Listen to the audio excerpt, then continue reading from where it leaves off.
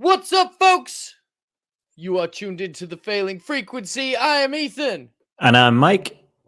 And we like talking about Star Trek. We do indeed. And what Trek are we talking about this week? Oh, we got some pretty pictures. We got some pretty did. pictures to look at.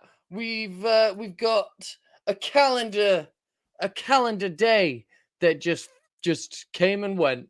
Mm-hmm. And then we'll be talking about this week's episode of Star Trek Picard Season 3, Surrender. Episode 8, would you believe it? Oh my god. It should be done. Yeah. But before we get into any of that, Mike, how you doing? I'm tired as fuck. I'm on holiday, or kind of holiday next week. So I've been trying to work through and get all work done. So yesterday it was a 4 a.m. finish. And I'm starting to feel like I'm coming down with something because I'm clearly not looking after myself right. No. So fuck that, really. Yeah. Now, you see, what you could do with is when you're doing shit like that, you could do with some drugs. Yeah. And then, but then you would still feel the same now. I would probably even lower. Yeah, you'd be lower, and you probably would have got the same work done, but you would, at the time, you would feel very good about the work that you're doing. Yeah. You know, you'd be like King. You'd be like Stephen King. I'm a fucking genius. That would be nice. Yeah. How are you though, mate? How are you though? Oh, I'm great. I'm looking forward to Zombie Jesus' birthday. Easter, yeah.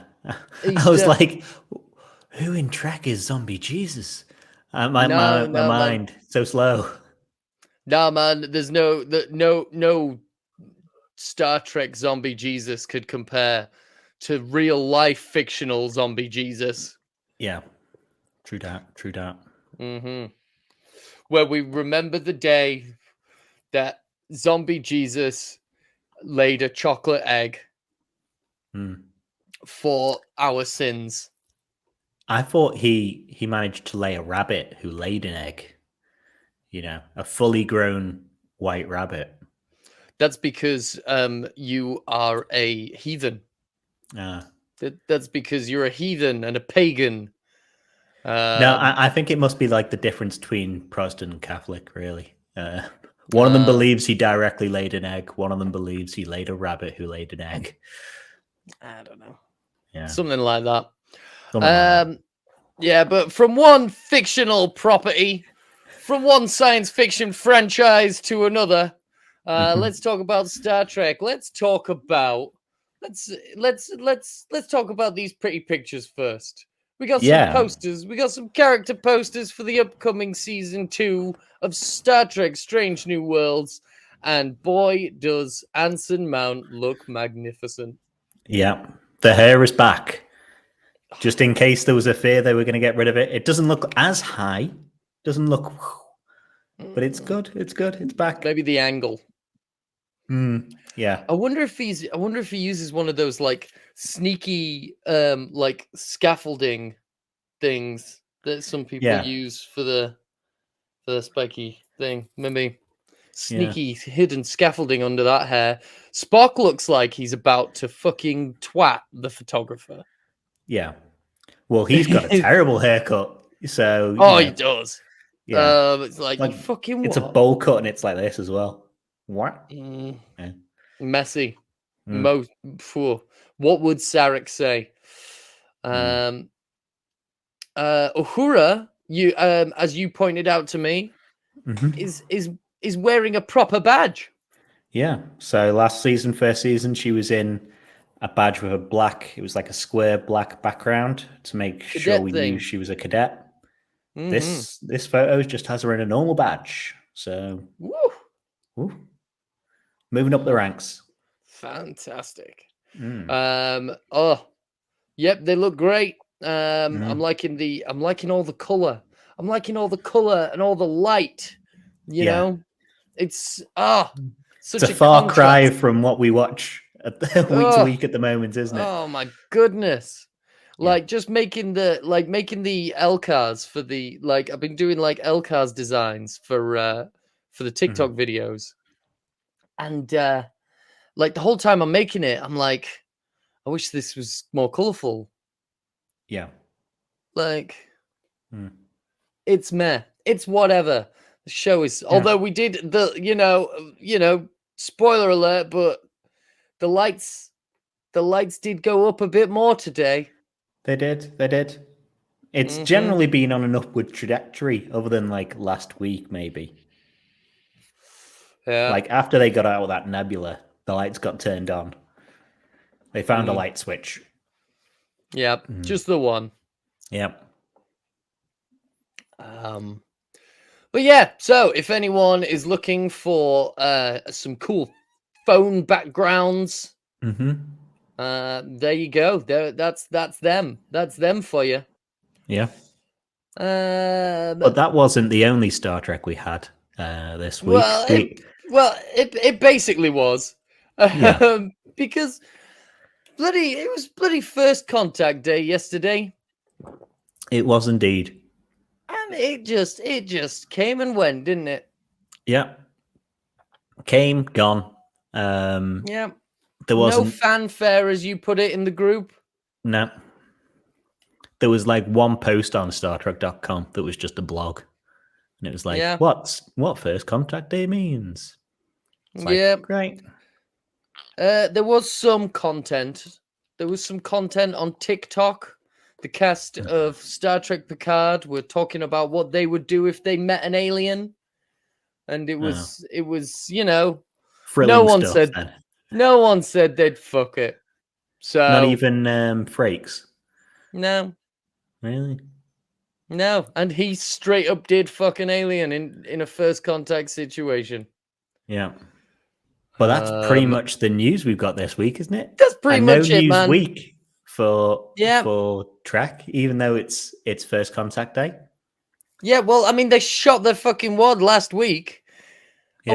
I wonder if this is another Paramount Plus planning snafu. Are we doing anything for First Contact Day? We've got some announcements to make. Oh, well, we weren't planning on doing anything. You may as well just do it now. Yeah. It would have made a lot more sense to come out on Star Trek Day. Yeah, well, yeah. Maybe they'll do something for Frontier Day, which is also, it's in 11 days' time now. Yeah, I guess maybe they want to make that a thing. Well, the trouble is, in the show, they keep on saying that it's March, and they're 72 hours away and it's March. But Frontier Day should be on the 16th of April. So their 72 hours is way off. Not that it matters, but it's way off. Yeah, but also the episode that Frontier Day will be on is on the day that it'll be. Right? Nearly. Yeah.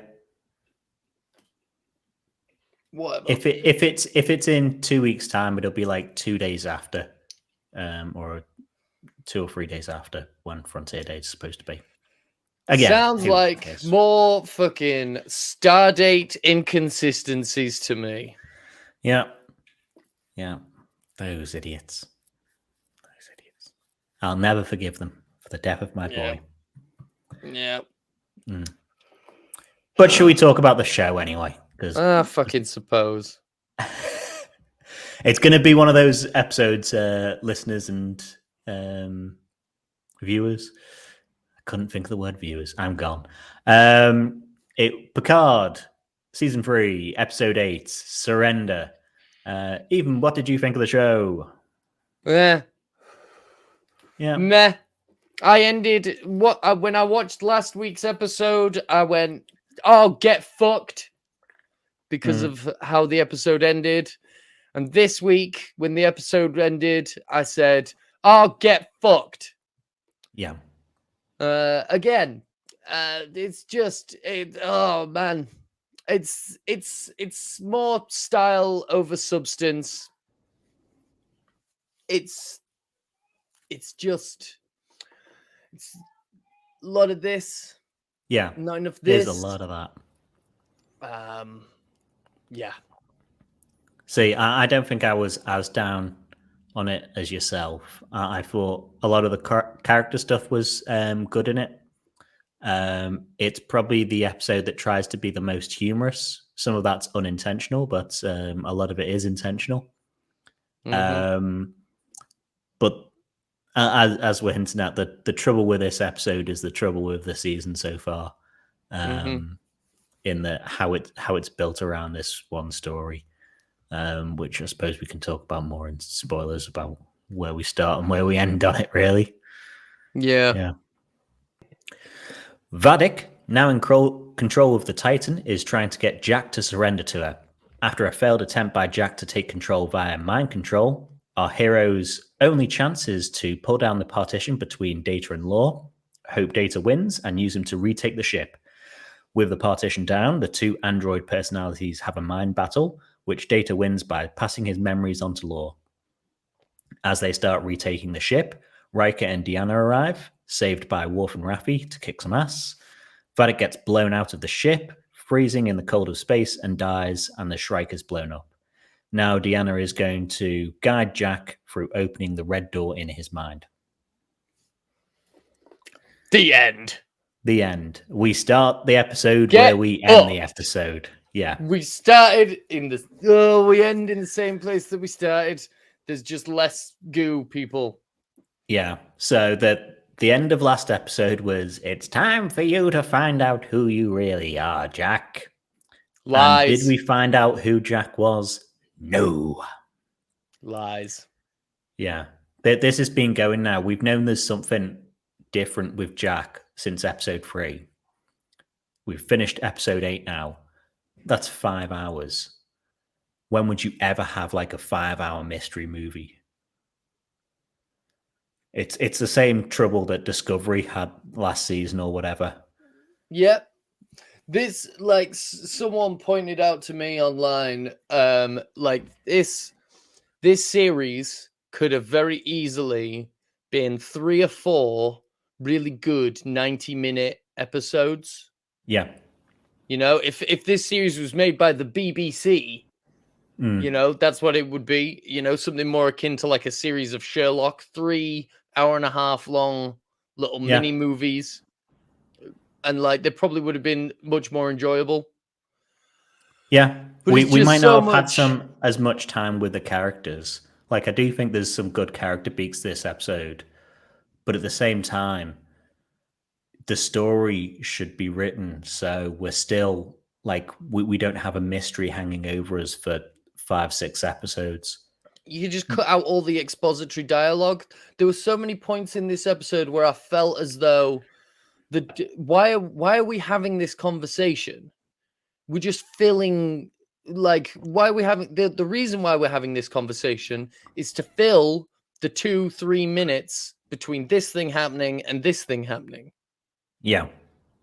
Especially like, the writing on the Vadik and Jack scenes together, where she's going like, "Oh, you know you can," or "I know you can control people now. You're starting to wake up. What about the voices you hear in your head?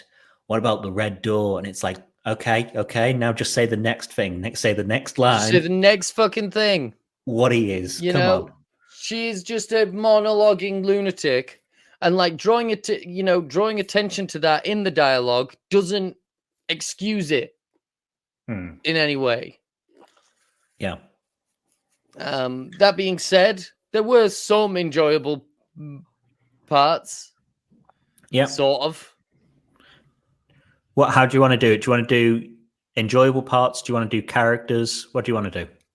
I mean, all my notes are going. Okay, let's go chronological then. Yeah, we'll just go through the episode. Yeah.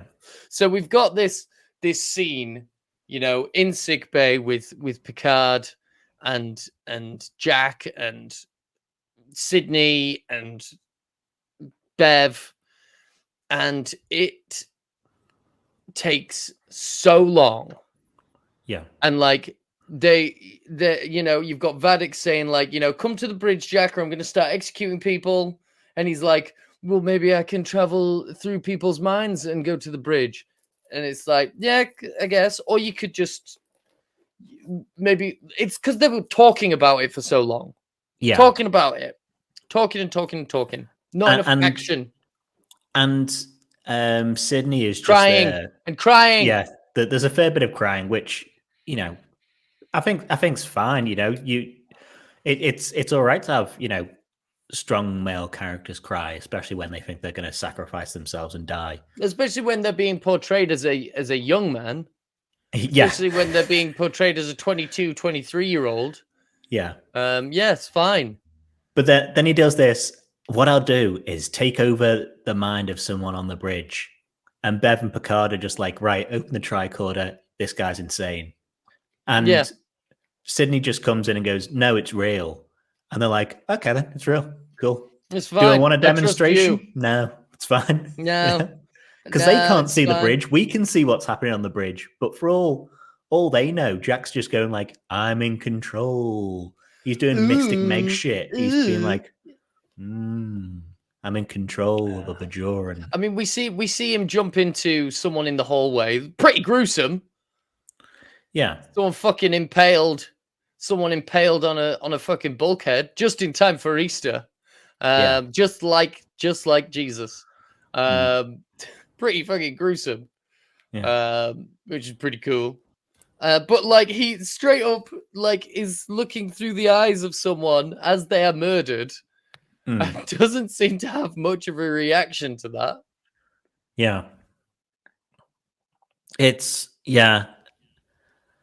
I again, and we're no clearer than when he started seeing the red route or the red door on what he is, what his powers are. You know, there's no hint of maybe it's these guys or these guys. You know, people have theories or whatever, but there's no idea. There's no idea what they want him for, and you can't do that for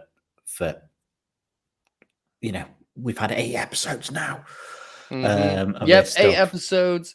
But you know, that's Vadik. Vadik likes chewing the scenery, which is impressive when you can't see the scenery. This episode was very dark again. We had to tweak the settings. Yeah. And unfortunately, very dark and then probably very light with the data and law scenes. Yeah. So you turned it up and then had to turn it down, then turn it up again, turn it down. I'm blind. Yeah.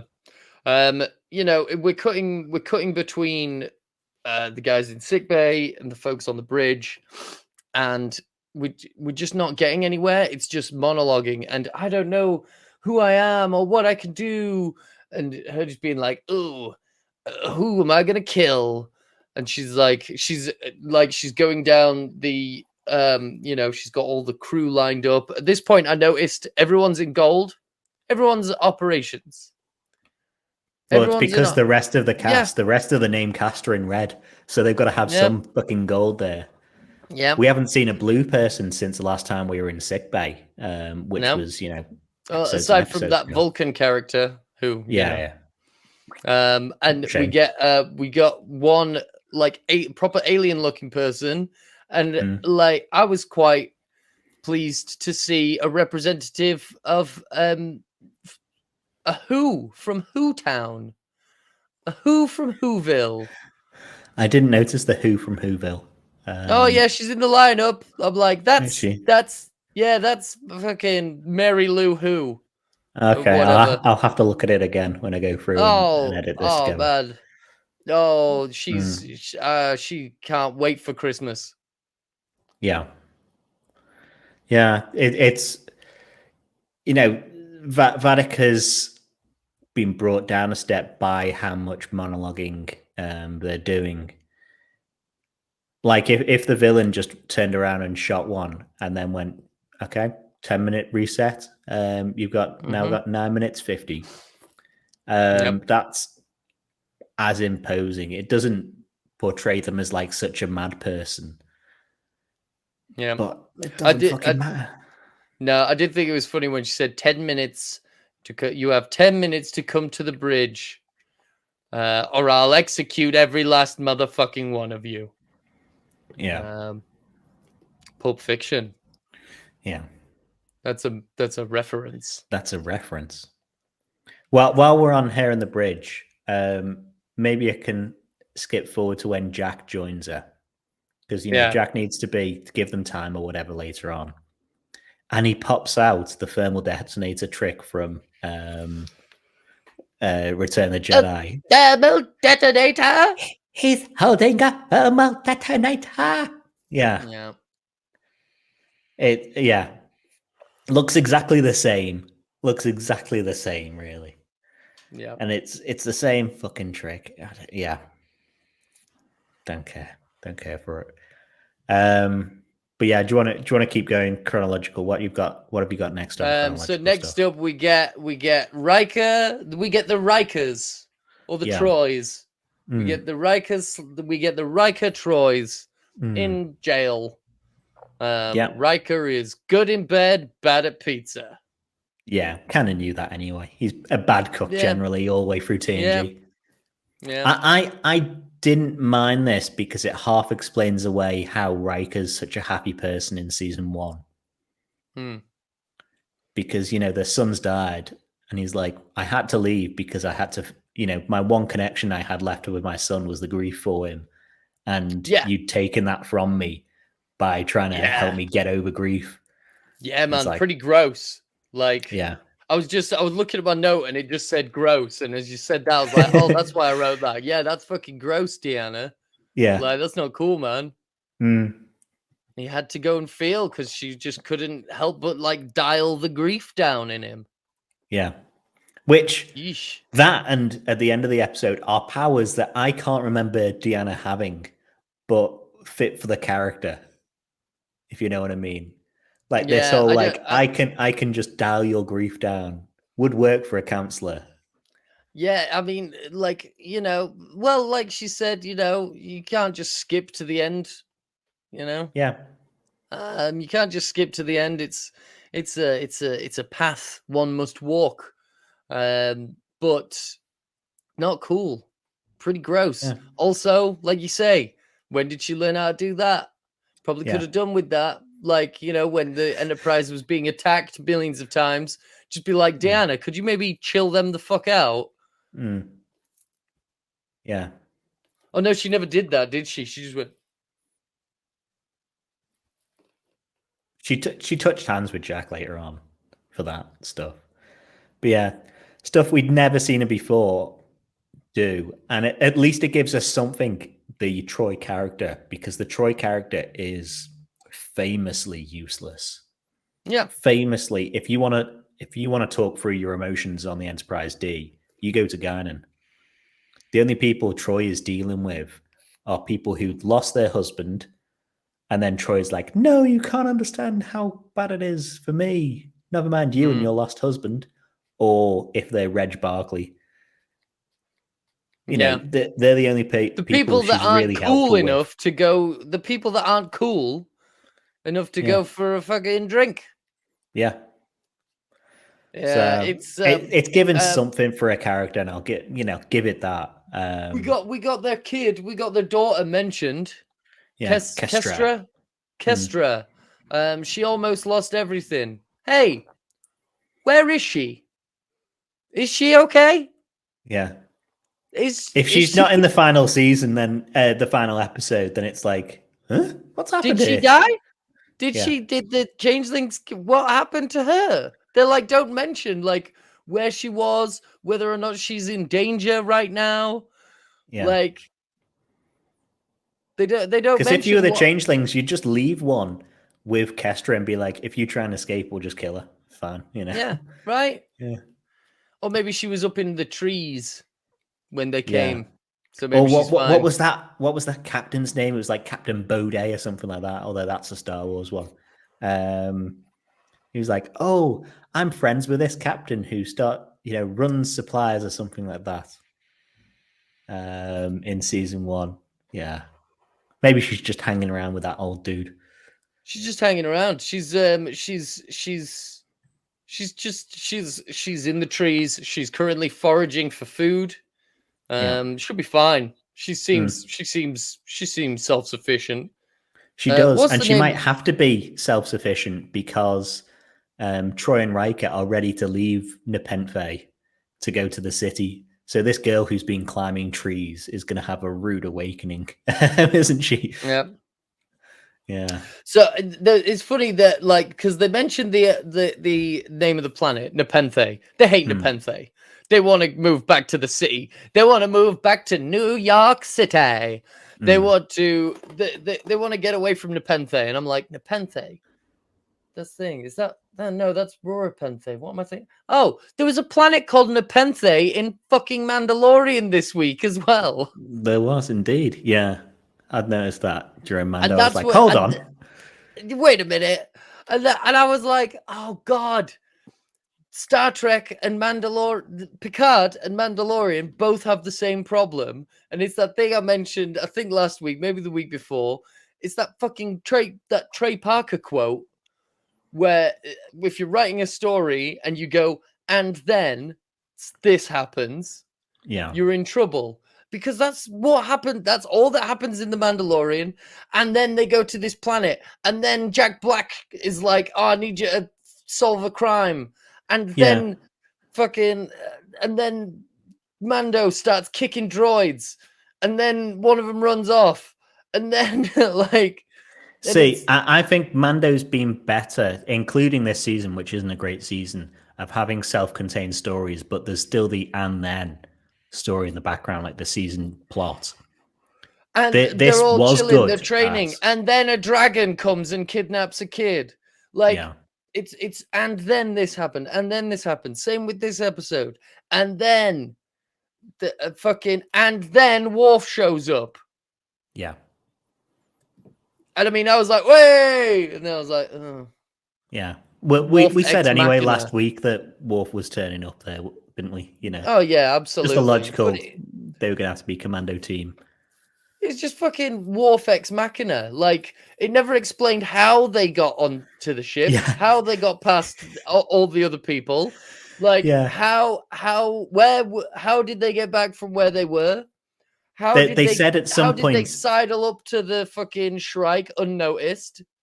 They did say at some point, oh, there must be a cloaked shuttle, or they must be on a cloaked shuttle, and it's like, where, how, when, why? They just they got the cloaking device, and they just shaved a bit off it. Yeah, they just cut the cloaking device into like thirds, took some of it. Like a cake. Yeah, and fucking minimal people left on the Shrike. You know, this ultimate weapon. I was surprised they didn't, commandeer the Shrike and then be like, right, we're targeting it at you. If you don't, we'll do a trade. You can come back to the Shrike and we'll go back to our ship, sort of thing. But fine. Yeah. And then we get Raffi and Deanna having a they meet. It's meh. There's not even any like all light, these boys. But I did enjoy the little I have thought of you often between Worf and Deanna, especially after the one's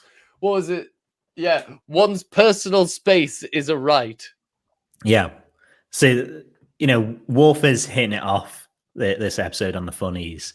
That there's them that good in bad with pizzas, as you said.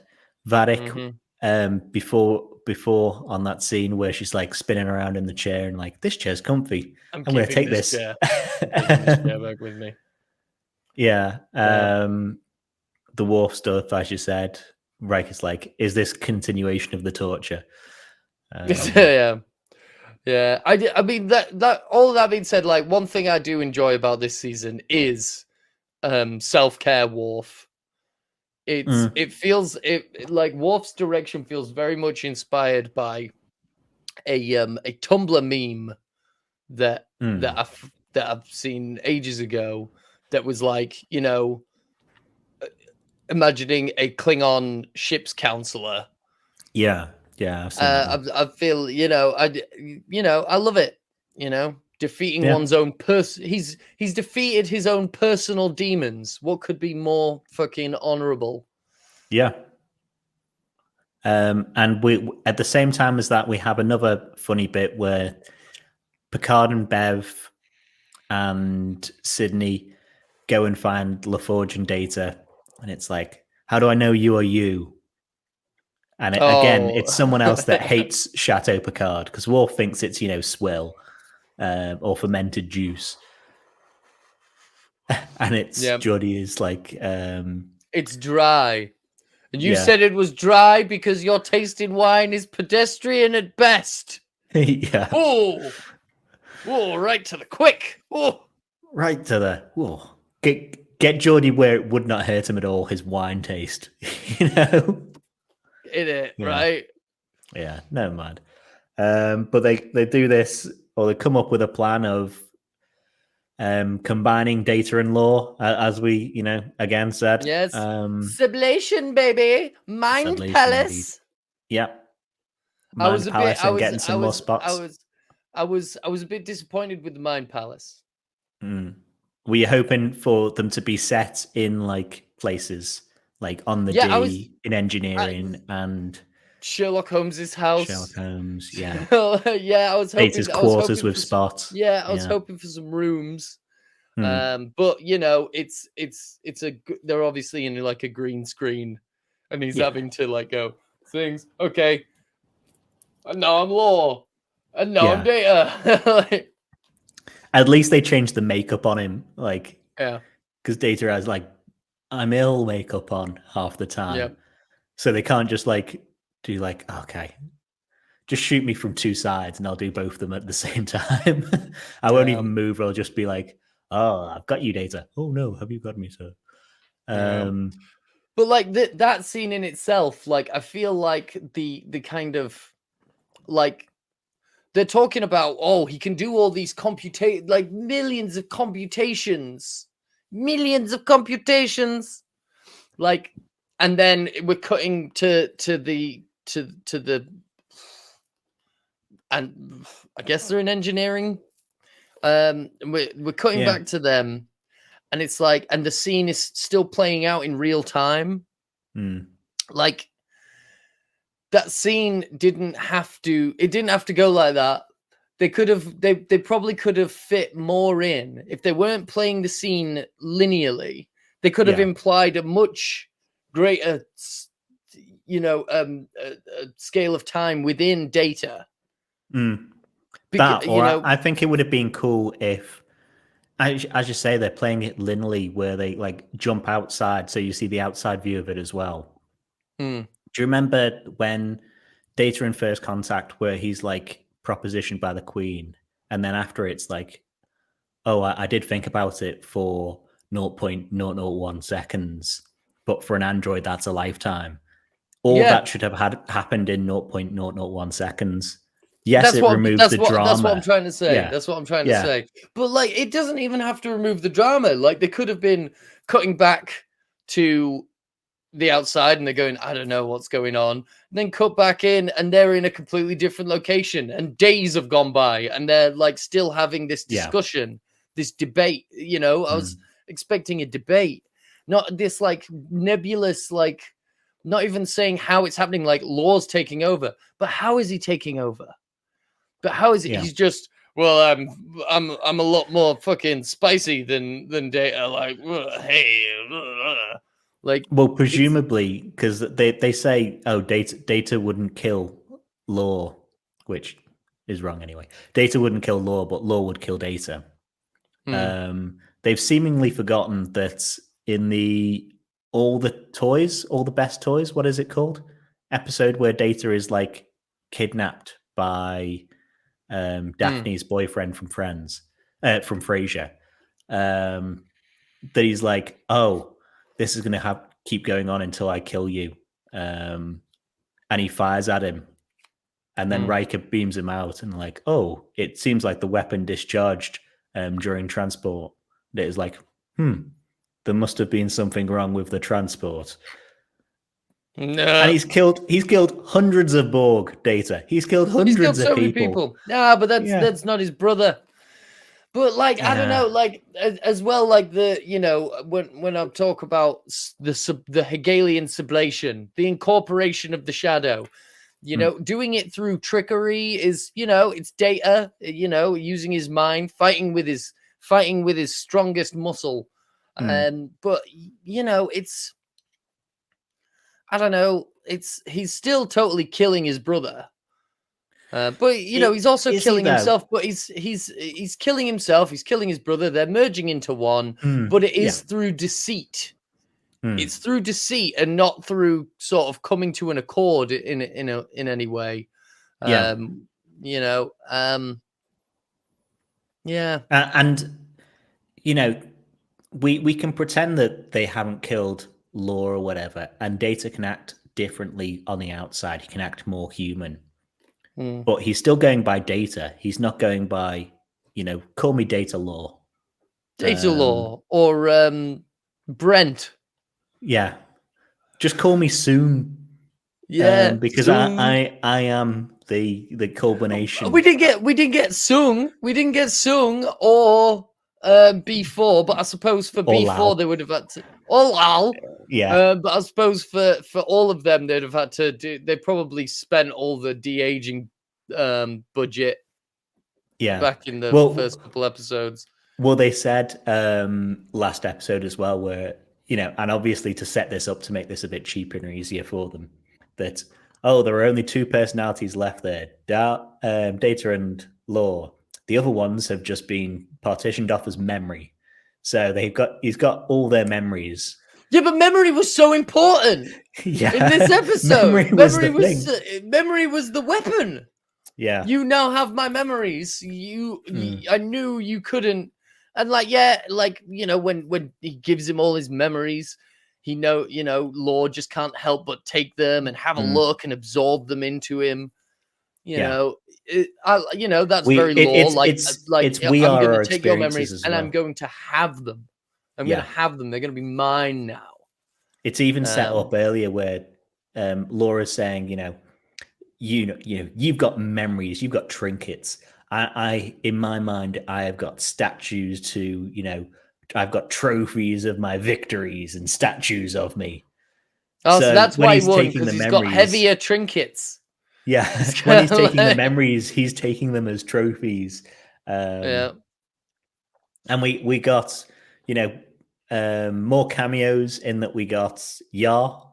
People said she wouldn't be back. She's back as a 2D cutout that they try and make look 3D. Like, the second he handed that to him, I was like, that's going over his shoulder.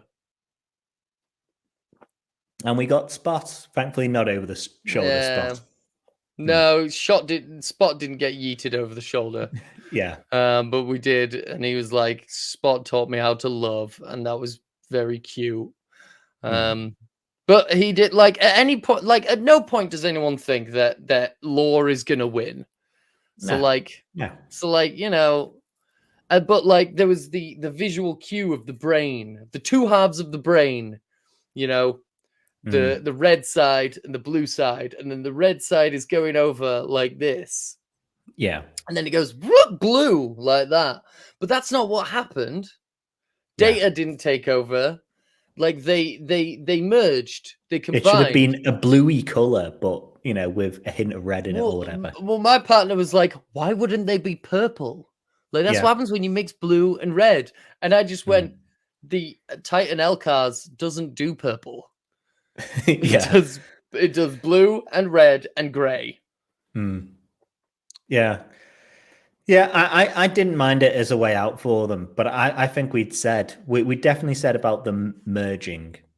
I thought, and I haven't watched our previous app on it, I haven't rewatched what we said last week or whatever. I think we said about a Mindscape fight, like it was going to be Sherlock or whatever. So we spend a fair amount of time doing that for something that the second Laura is like, and I'm keeping them as trophies. And then Data says, no, my memories are me. I was like, okay, I can see what's happening. No, here. Don't do that. Here's my cat. Like, it's very obvious what's happening. But like, as well, the result being a Data that can swear and use contractions. You know, less clunky dialogue for Brent Spiner. Poor hard done by Brent Spiner. And more humor, and we know Spiner's a humorous guy. He's a funny guy. I've been wondering. So I watched it twice, and I was like, on the second rewatch, I was like, I wonder if they're going to do, because all it reminded me on second rewatch was, how much Red Dwarf have you seen? Have you seen the episode where Crichton gets turned into a human by the transmogrifier? No. Episode called DNA, Do Not Alter, I think. And he gets turned into a human, and he's an androgynous robot, and he's got nothing downstairs. And he shows Lister this picture, and he goes, "How about what do you think that is? Or like, tell me what's happening here." And then he gets another Polaroid and sticks it on top, and it's his dick. Like, what were you doing? And it was like, oh, I was just looking at the monthly toaster magazine or whatever. Some very nice appliances in there. Yeah, Data's got an opportunity to be like, does Data have a dick now? Must do. Yeah. I mean, he had a dick before. I mean, he had something going on. He was fully functional. I always presumed it deployed. Yeah, or it turns on and off like a light switch. He can turn it on and off. This is the first time he's got like, I don't know, hormones or anything in him. But now he's an old man. His neck cricks. He's probably got bad knees. He's probably gonna like, all right, time to get my first organic boner. Any day now. Come on. After the conference room scene, he just goes to Bev and he's like, I'm looking for some little blue pills. Just like, okay, yeah.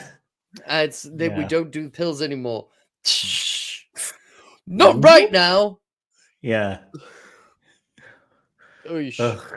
Yes. Yeah, but I thought the bits we have with Data and Geordie, where it's, how happy I am to have my friend back. And, one thing that will remain forever constant is my gratitude of your friendship. That got me in the feels. Mm-hmm. Yeah. What didn't get me as much, but I can 100% see why they've done it, is the Picard bit where they've gone, last time I saw you, you wanted to commit suicide and you wanted me to help you. I hope we haven't betrayed your suicide by bringing you back. And Data's sorry about bringing you back to life. Yeah. Data's like, no, that was a different me. Even though like 2 scenes earlier he went, I've experienced death. And it's like, no, if it's a different you haven't experienced death. But fine. I know where they've done it, but Well, I mean, they could have like made it more, correct and be like, I've experienced explosion. Yeah. I've been exploded. Yeah. Because he didn't experience that getting turned off. He experienced getting exploded. The other Data experienced like the light going off. Yeah. He went into the light. Wait, did he go into the light or did his light go out? Whatever. It all like faded away. Didn't it like mist or whatever? Yeah. Yeah. So I think that's generally fine. Probably a bit too much time spent on the mind battle. I mean, I feel like we could have had the whole Mind Palace shenanigans last episode. Getting to this place with Data, I feel like that's taken a bit too long. I feel like. All right, go. I feel we could have had a bit less of this episode and last week's episode could have been one episode. And we've taken too long to get to where we are. I feel like to get all the cast back, they've been told that they're going to be the hero of an episode at least. So Data is the hero of this episode. Deanna, even though she, she didn't travel over from London for the majority of the shoot, and she's only in 3 episodes or whatever. she's going to be the hero of next episode. Riker's been a hero of episode. Worf's been a hero of an episode. You know, so everyone's getting a hero moment. What about Geordi? Geordi had his when they were trying to hook up the cloaking device. Oh, yeah. He strode in and he was like, "Stay away from my daughter. I'm going to hook this shit up." Yeah, I suppose. So everyone's having a hero moment where, you know, you wouldn't necessarily get that in an episode or two of TNG. But you can 100% see why the cast were like, or would be like, I'm not coming back just to, you know, be Troy sitting in the background like, he feels mad or shit like that. You know, they all want hero stuff to do. Yeah. I think the next, speaking of hero stuff to do, the next, you know, they you know, Data, you know, gets back control of the ship. Vadik tells her goons, right, guys, there's some trouble. Put your rifles down. Get your knives out. Go see what's happening. And they meet Raffi, you know, who is also wielding knives. Who's also wielding knives against jelly people. They're jelly. They're fucking jelly people. I'm fairly certain. Like, I'm fairly certain that we have seen Odo getting sliced up and him being fine. We have definitely, and like the excuse of we've seen the first time we see Odo, I think a knife gets thrown through him. Like we have these new maybe because they're meat, maybe because they're meat changelings, they're susceptible to getting shanked. But then why is Vadik cool? Like, and then like she can cut her arm off to have a fucking Zoom call, and then it just pops back on. Yeah. It doesn't make sense. It's so dumb. Why would she ever do that other than to show off her combat abilities to Worf? And it's not the time, love. You know, no, the fate of the galaxy is at stake. It's not the time. And you're going in there with knives. And even Worf comes in and saves her, like at the last second from the last goon, using the phaser that he's been wielding all series. Oh wait. That's not what he's had. He's had that stupid machete thing. He has had a phaser so far as well. He's had like a not little as much as tiny one. Everyone else has. Yeah. Fucking he has had one. He should have had the phaser. He should have had the fucking sword. It should have been both of them. Yeah. Well, going in with rifles, you know, there's no excuse. Whatever ship you arrived on would have had phaser rifles. Use them. You know, don't dick around. And that's the worst scene in the episode for me, where it's like, oh, you know, she's just going to go in there with knives. No, you're not Loki. Come on, fuck off. She's there like with the knives, and she's thinking to herself, thank God they've only got knives as well. Yeah. Thank God they didn't bring their phasers. Why would they go down without phasers? So dumb. So dumb. Yeah. Who the fuck knows? Who the fuck knows? And then we get a fairly cool scene. I love someone getting spaced. Yeah. I love a scene where someone gets spaced. Especially when they like T2 off stuff as well. Yeah. Which he like breaks into a million pieces. What did you think to the extra use of the view screen? I think it's fine. You know, I prefer the view screen to be glass, but we know this one wasn't because of a couple of episodes earlier where they say to people like, you go like down a couple of decks and look out a window. Yeah, go look out a window. Yeah. But you know, for an escape hatch, fine. I don't see. You don't think some people are going to complain maybe, that it'll be less integrity or whatever by having a hatch there?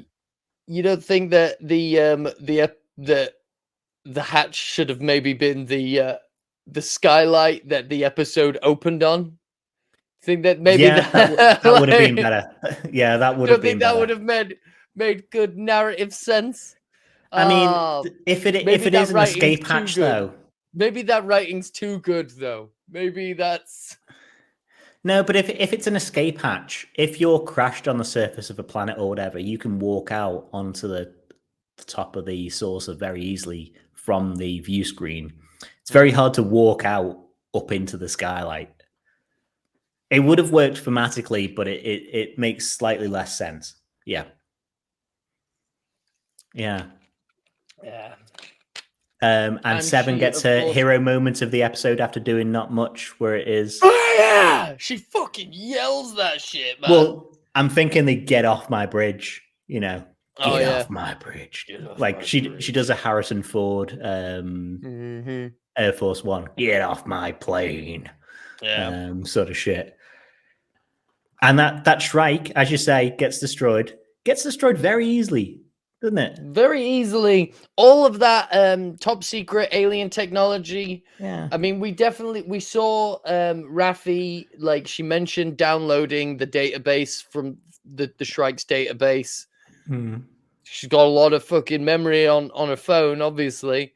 But like, I definitely feel like destroying the Shrike was an emotional reaction. And not like... Well, yeah, they destroyed this portal weapon that they've been like that has been stolen from the Federation. This super powerful portal weapon. They destroyed the evidence. Yeah. Of the... We don't know if they destroyed Jean-Luc's body. Yeah. They kind of breeze past that, don't they? Did they load that up into the shuttle? Maybe. But like they definitely, like, you know, we've been like the fucking Starfleet's been taken over by changelings. We've been chased by this fucking ship. Don't worry about it. Don't worry about the ship. Just trust us that the ship was chasing us. Where's the ship now? It's gone, mate. It's gone. And where are all the bodies of the changelings on board your ship? Mate, well, we incinerated the living fuck out of them. Yeah. We destroyed all the evidence. Yeah. There might be some residue around, but, you know, that'll be it. Oh, man, they destroyed all the evidence that could point to their innocence. It's just, I'll tell you what it is. It is, this series feels more like Star Wars than Star Trek, in that it's a fun romp, but it's filled with like confounding choices that produce cool imagery. It's cool. And it was obviously aiming for Wrath of Khan. Yeah, it's taking aim at those TOS movies completely. But like with all the old guy wish fulfillment, it's serving Final Frontier.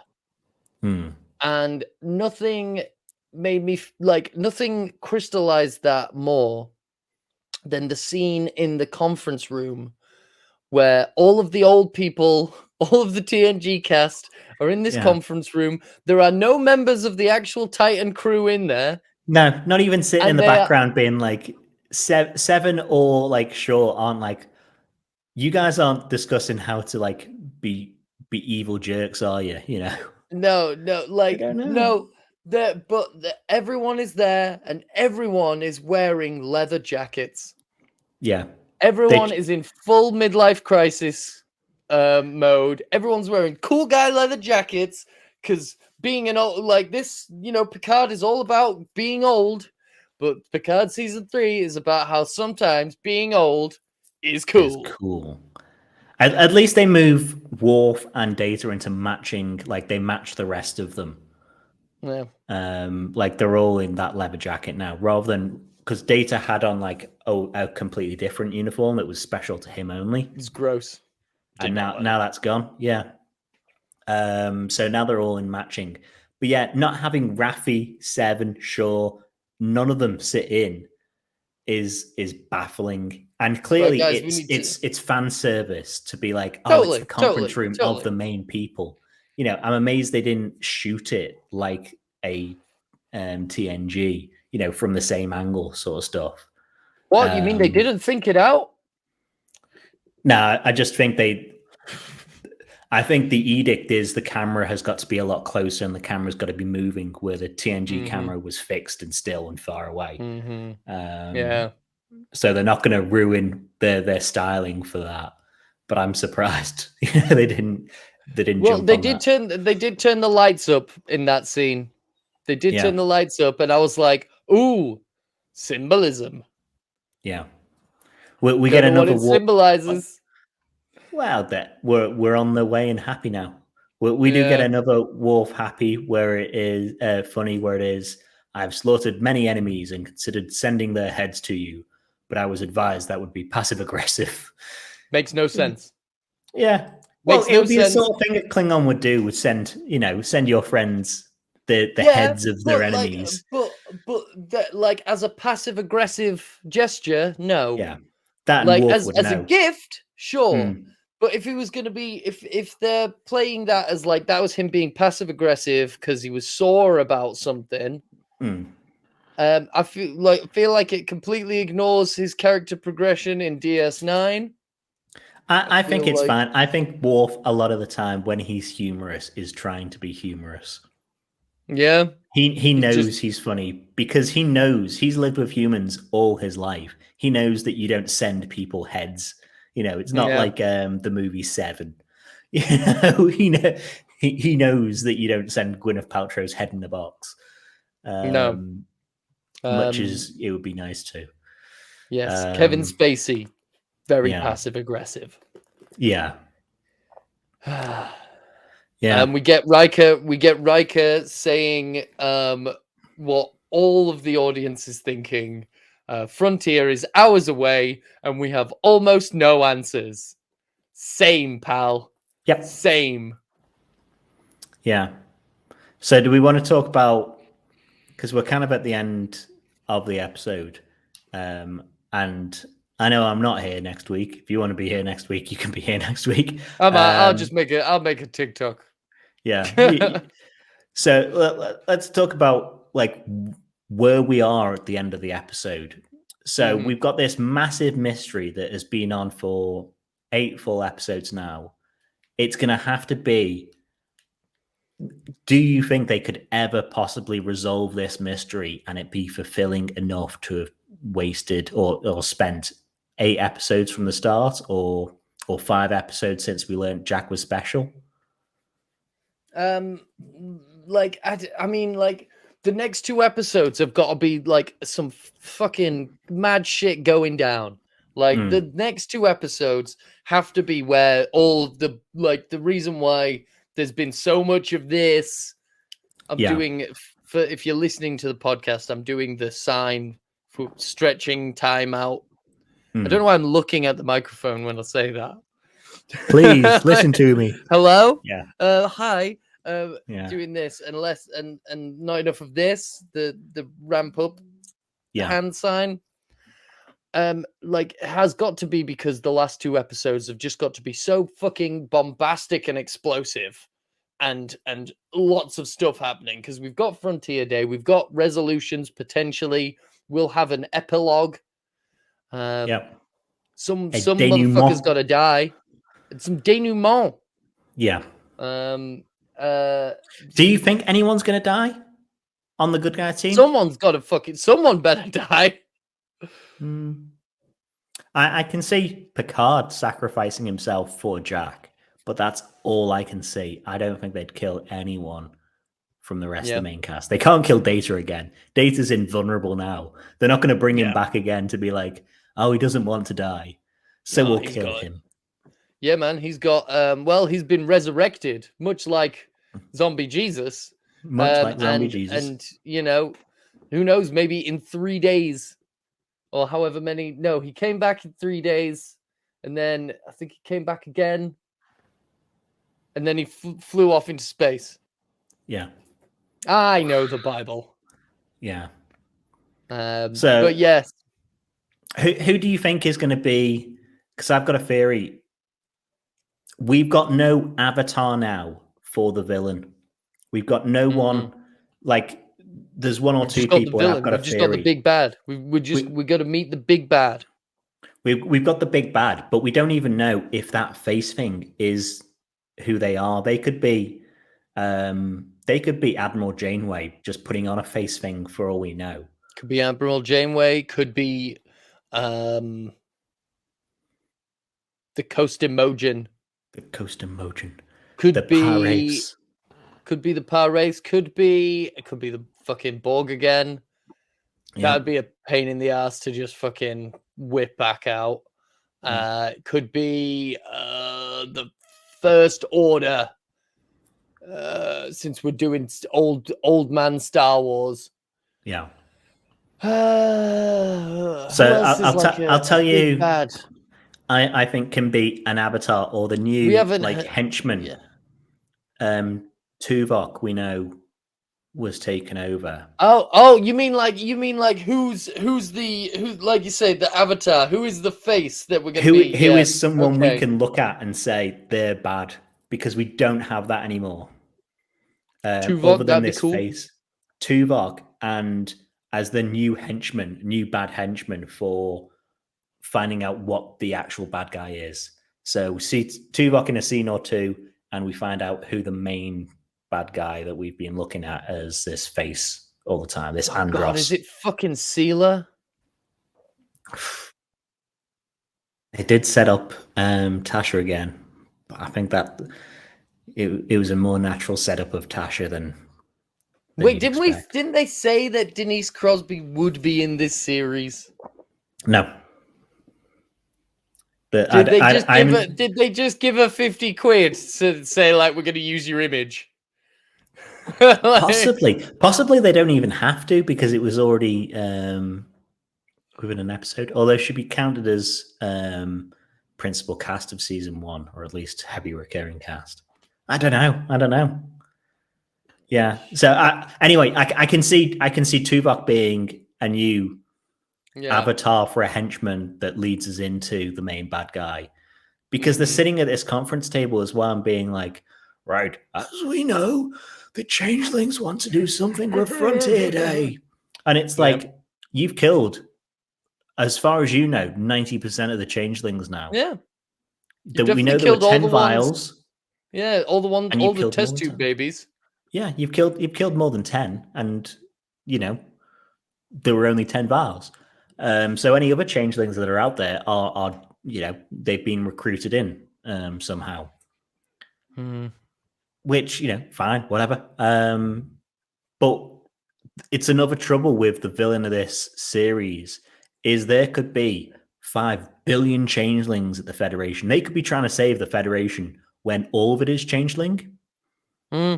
It's either changeling or the couple of spies that are still Zat Vash or whatever, that are still under there, like Commodore O, whatever her name was in season 1. So we don't know if there's anything to save, because we don't know if there's 5 left or 5 billion changelings left. Yeah. We don't know who the bad guy is. We don't know what the red door is. It's a bit silly. It's a bit silly. We know that the Enterprise E is going to be in it. Haven't seen that yet. That's going to be Frontier Day, obviously, which is hours away now, even though it was 72 hours away 2 episodes ago. We do hear that the villain, it speaks in an ancient, weak voice. No idea. An ancient, weak voice. An ancient, weak voice. It's Cthulhu. Yeah. Half-naff, thing gluey, Cthulhu Fatagan. Ancient, weak voice. Red roots like it's Martians from H.G. Wells. A red door like it's the Twilight Zone. Who knows what this is? Who knows? So much garbled thing. Fucking Deanna. Deanna doing a mind meld. That bit where she's like, I think it's time that I met your son. Marina Sirtis. I'm just like, you stay the fuck away from my son. Yeah. You keep your fucking hands off, love. She managed to keep her accent for most of this episode, though, which, is miles better than what she was when she was on the communicator or whatever in flashback. Yeah. She's sober. Well, yeah.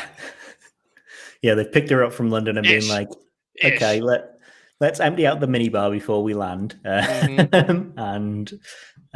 Yeah. So I think next episode, I don't think we're going to get anywhere near Frontier Day still, other than maybe it'll be towards the end. I think Frontier Day is going to be final episode. Set up the final action scene of Frontier Day, and then that can be the final episode. I think next episode is Deanna, Jack, Mindscape walking for half an episode. Through the door, through the keyhole. As we look through the keyhole. Through the keyhole. For anyone who doesn't get that reference, it's Lloyd Grossman. He makes okay sauces. Oh my god, what if that's what behind the red door? It's a celebrity's house. And they're going to spend the whole episode trying to guess whose house it is.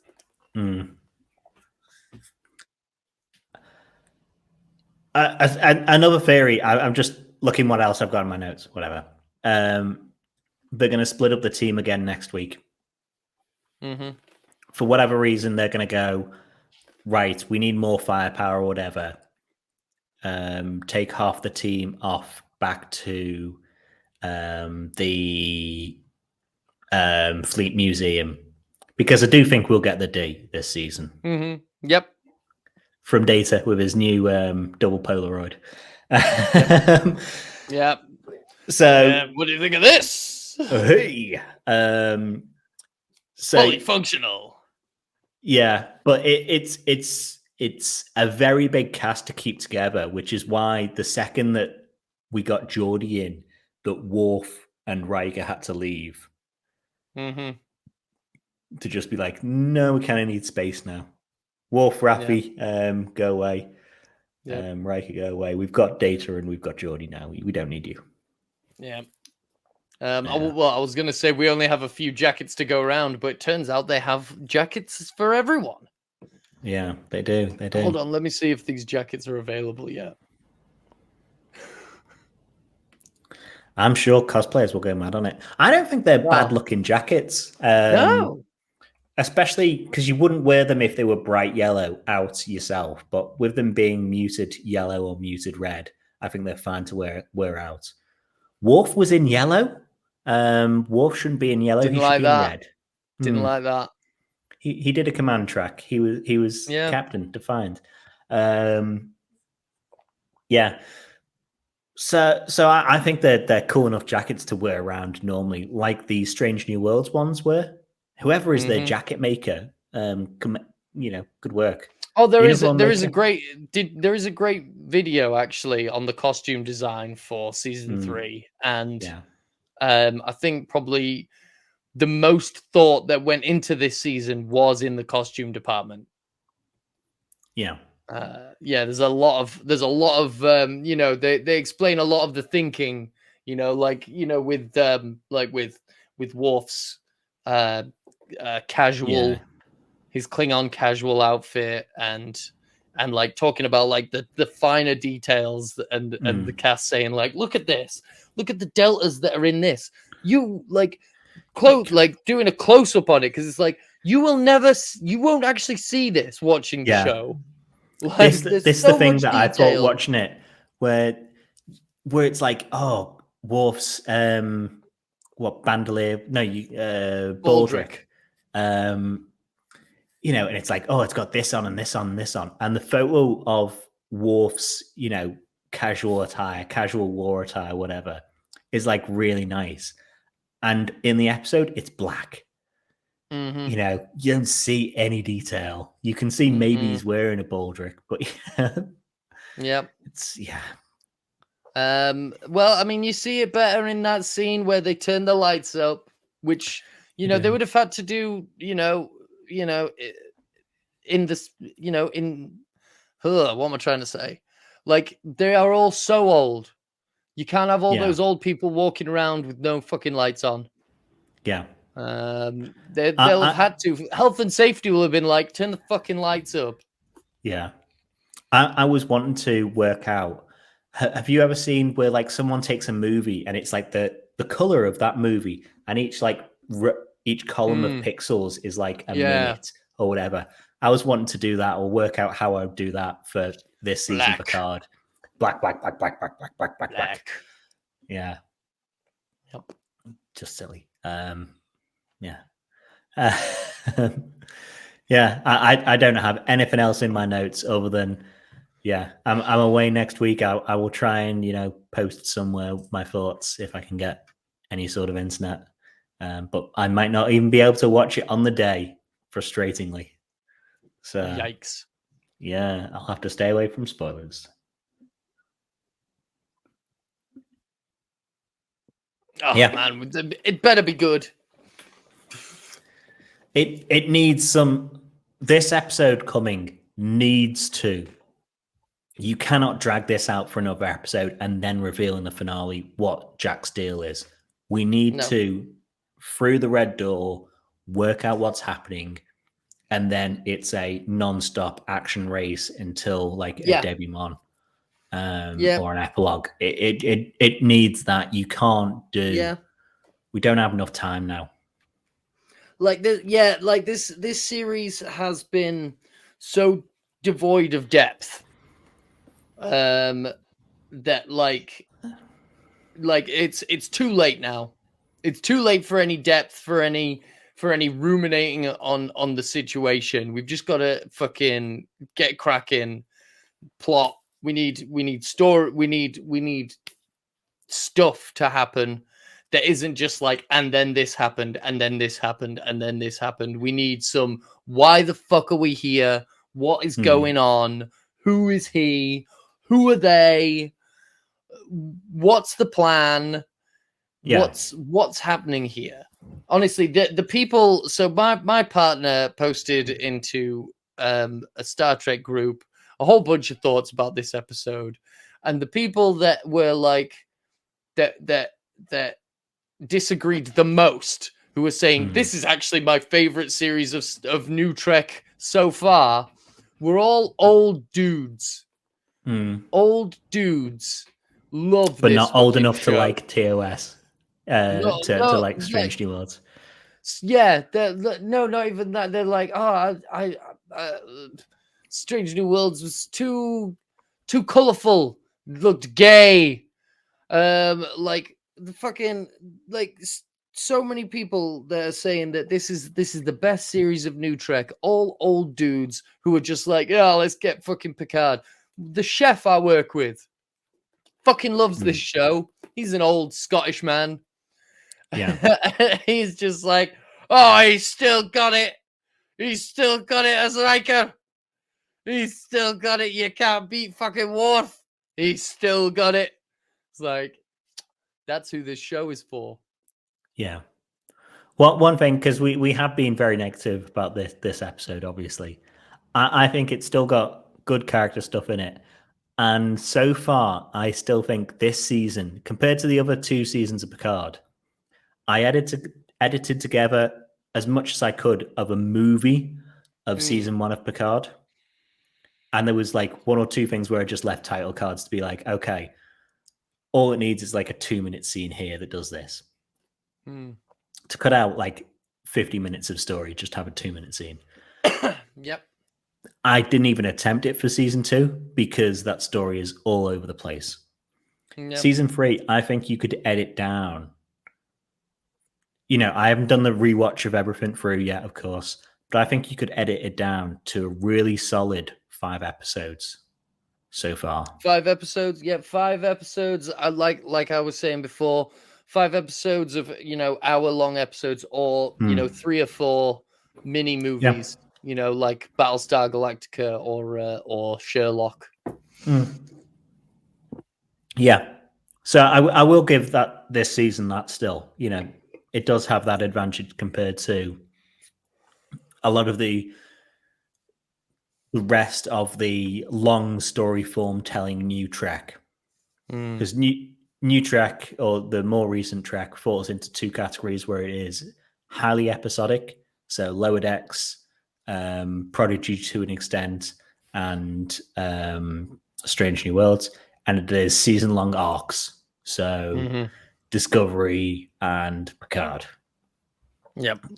It's my favorite of the season-long arcs. Meh. Really? Not it. Do you prefer a season of Discovery then? Season 2 Discovery? Yeah, I think I do. Season 1 and 2 of Discovery. Yeah, season 1 and 2 of Discovery were the best sort of season long arcs for me. Yeah, absolutely. Yeah, because they still had that depth, and they were still trying to they still had like there would be the occasional episode that had maybe not so much like a standalone story, but that chapter of the arc had, it was somewhat self-contained, and it had like a message. It dealt with an issue, you know, it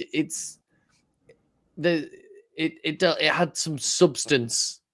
You know, this series just has made absolutely no attempt at a message. I can remember saying a message one week, and I can't remember what the message was. And I can remember being more annoyed last episode than this episode because the message was about the treatment of POWs, and then Picard and Bev decided to kill their POW. And then they fucking spaced her. Yeah. Oh, and Seven was like, "My name is 7 of 9. Stop dead naming me." Again, yeah. Fucking Shaw. Shaw was the other one I had in unintentional funny. So I had the Raffi in unintentional funny by charging you with blades, and then Shaw being like to Seven, "I asked you to kill me." I told you to fucking just kill desperately me. wants to die. Oh, please, somebody. I thought I was going to be dead by the end of episode 3. Why do you keep holding me here? Yeah, like the cultural sort of attitude towards Shaw has shifted drastically from when we first interacted. When we first met him, the internet was like, "Fuck this guy, he's a prick." And now I saw a meme yesterday that was like, you know, "He's such a piece of shit. I love him." Yeah. everyone loves how much of a dick Shaw is now. Yeah.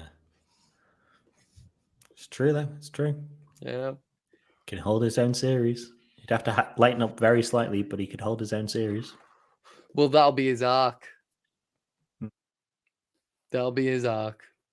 Aided along by guest stars from this series in season 1 of Star Trek Legacy, when Worf comes in and Troy come in to give Shaw some self-care tips. Nah, she'll Zoom him. She'll Skype call him. Yeah. It's not like the days where she lived over there and could do an episode of like Voyager and stuff like that. She now lives in London, and that's the reason why she's only in like 3 episodes of Picard, because she wasn't going to fly out for the whole season. Yeah. So, you know, she's not going to do fucking sitting in a chair again and being like, "Oh, they feel mad. This Klingon on the screen, he's angry." Fucking good work, Troy. Yeah, no, now they'll just get Worf to come in and help him with self-care. Yeah. But do we have anything else to talk about this episode? We've rabbited on for a fair bit about this fucking episode. Nah. Yeah. Nah. Right, then it's just up for us to say like, subscribe, follow on socials, leave a review, do all that. And sorry we won't be here next week, but yeah. You go for it. Yeah, follow us on TikTok. Fucking live long and prosper, motherfuckers. And peace and long life, double dumbasses.